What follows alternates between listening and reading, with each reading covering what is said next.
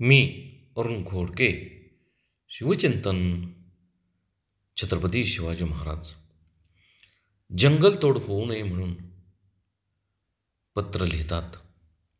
त्यामध्ये लिहिले आहे की आपल्या राज्यात अरण्यात सागवानी वृक्ष आहेत.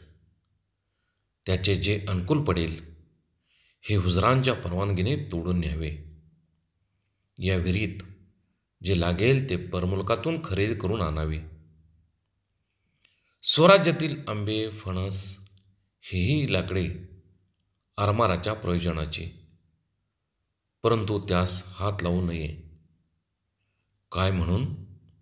तर ही झाडे वर्षा 2 वर्षांनी होत नाहीत. रयतेने ही झाडे लावून लेकरासारखी जतन करून वाढवली.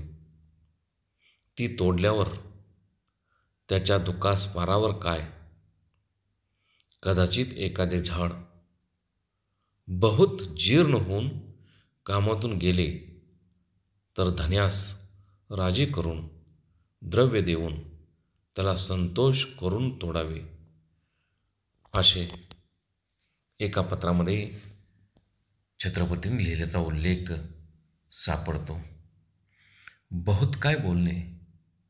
राम, कृष्ण, हरी